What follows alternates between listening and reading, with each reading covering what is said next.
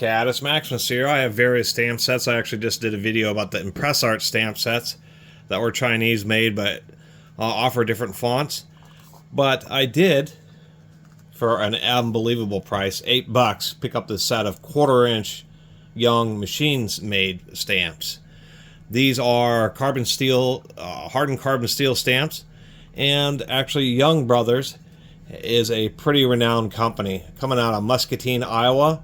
They're actually family owned, kind of like Wright Tools or Lyle Tools. There's a few classic American tool manufacturers that are still around to this day because they chose to, one, have wise business operating procedures, and then just didn't sell out for the money. Decided that they just wanted to keep their business around and had enough sales to keep their doors open.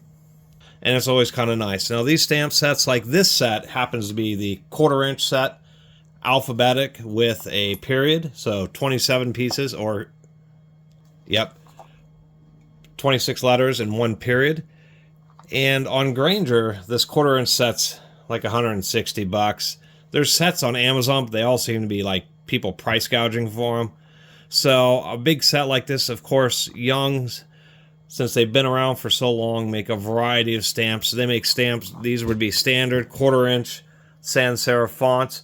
They make these in all sorts of sizes, 1/8 inch, 3/32, 1/4-inch, 3/8, which are huge. 3/8 are huge stamps. You got to use like a sledgehammer on those. These are advertised to stamp into Rockwell hardness 50 steel, which is some pretty hard steel. You would round out the letters trying to stamp chrome vanadium hardened hand tool sockets, but you'd probably get away with stamping things like that are slightly softer, like impact sockets. Other than that, they're great for brass, aluminums, that type of stuff. And when I found this set, I just said, you know, I ought to make a video about it, just because it's just one of those rare American manufacturers that's been around since 1904, so holy smokes, that makes it like 120 years of making stamps, and they're still doing it to this day out of the same building in Muscatine, Iowa.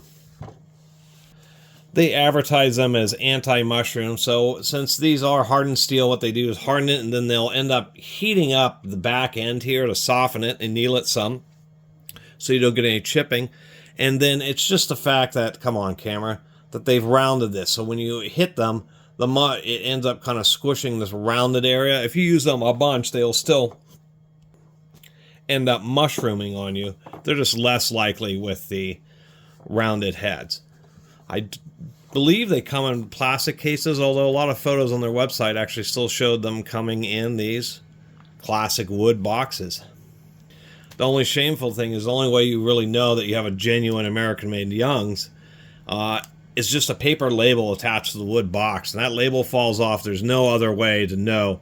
They don't have any other stamping or markings on them. They just have the traditional little slash on one side.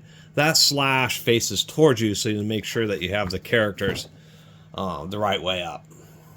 When using these types of stamps, you really do want you don't want to use like a framing hammer. Besides it like potentially chipping, you want to use a pretty heavy hammer so that you have a lot of force to really get that stamp to go down into the material. And here's a little example. 1/4-inch stamps are pretty big, but you got to hit them, even in aluminum, you got to hit them pretty hard, and doing well takes practice. One of the things is, you know, drawing a little line so that you have something to follow so the characters aren't all over the place like this.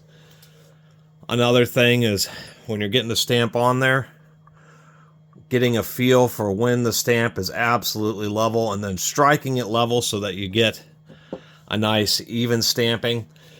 There is a degree of skill and art to it. Otherwise, kind of cool. Kind of happy to actually have a set of original American-made Young's stamps. And for any of my viewers who may be curious if there still are American-made versions of these, that's the whole purpose of this video, is indeed, yes, there are. If you ever buy these that aren't new, like eBay or something like that, if you're ever buying a used set, you want to spend just a moment. Usually you can tell just by looking at the tops of the stamps how much that they've been used. But you want to be able to have a good view of either the tops of the stamps or the actual letters at the bottom. Because I have seen stamp sets where just certain letters, you know, they tried using them to stamp maybe knives or something like that, which can also be very hard steel, and have ended up really mushrooming and damaging the character. So it's something to be aware of. Other than that, I'm pretty stoked to have picked up this set. And it is nice for you to keep track of where the stamps go. It's always annoying when you use stamps or loan them to somebody and then they stamp a bunch of stuff and then just put them back in the box randomly. With numeric stamps, it's not the worst, but with the alphabet stamps, it gets really annoying when they're not actually in order, because then you're hunting around all the time trying to find the correct letter. Anyway, thanks for watching.